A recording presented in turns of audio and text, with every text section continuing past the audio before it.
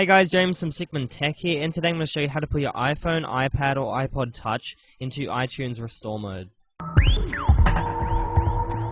So first we're going to need to turn the device off. Just hold down the power button, and then just slide the power off.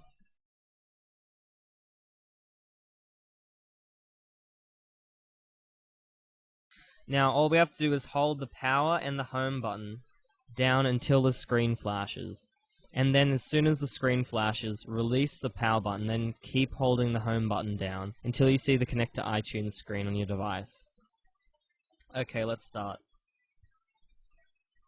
We have to hold down the home and power button at the same time. 1, 2, 3, go.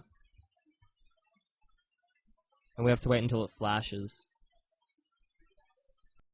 Okay, now we have to release the power button. As soon as it flashes, you release the power button. And there you go. Thank you for watching. This is James from Sigmund Tech. Remember to like if you liked it, favorite, subscribe, and share.